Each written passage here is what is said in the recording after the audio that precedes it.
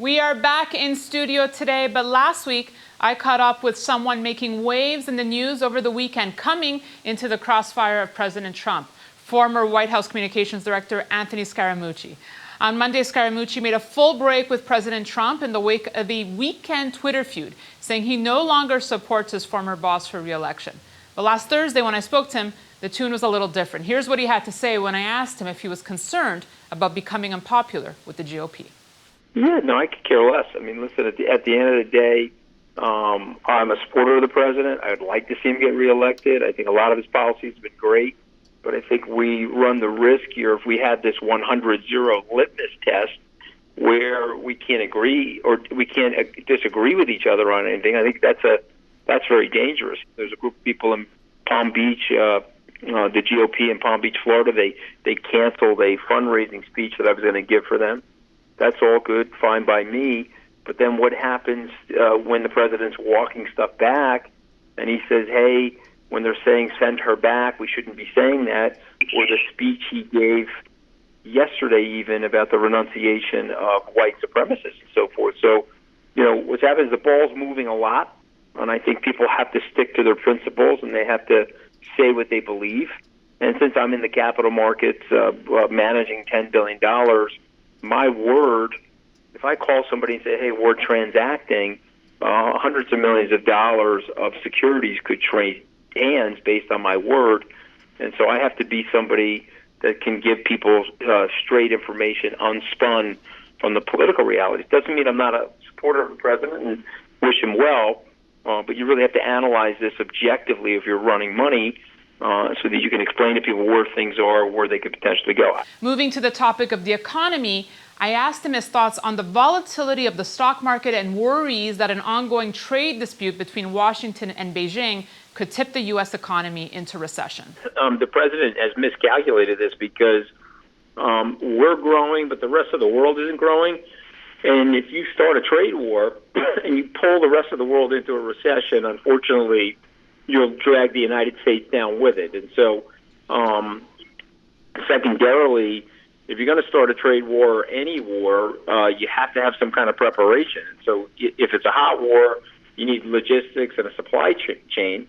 If it's going to be an economic war like this, we needed to sort of condition business leaders, large and small, for what it was going to entail and how we were going to go about doing it. And the problem now is that there's just in general lack of predictability of the direction that President Trump would like to take things in. So are the tariffs going up September 1st? Are they staying where they are? The Chinese have dug in. They've more or less said they're not going to be buying any more agricultural products from us.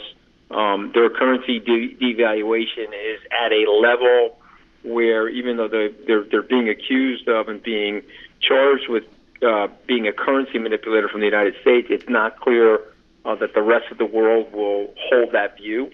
And so we've got a lot of uncertainty. And markets hate three things. They hate uncertainty.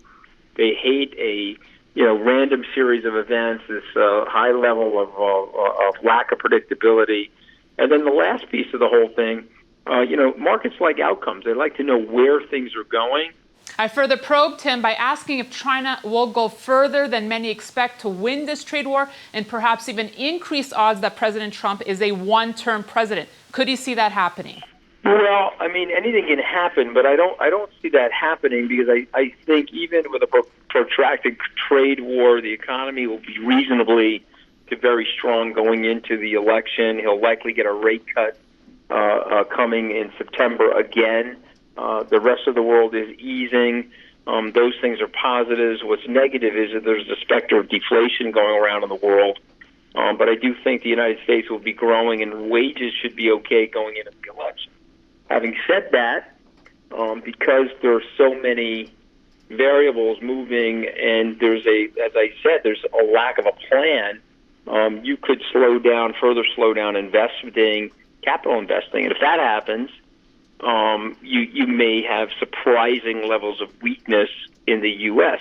And on the topic of Fed rate cuts and the president calling for bigger, bolder moves here, I asked Scaramucci if the president should back off nudging Powell into a corner of producing rate cuts. Here's what he had to say on this.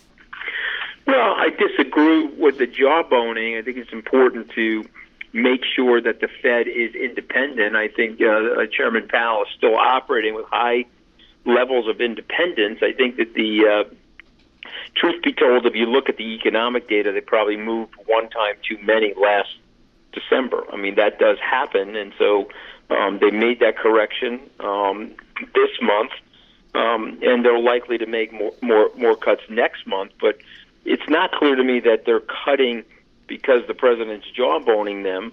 But what is clear to me is that they are cutting because the trade war.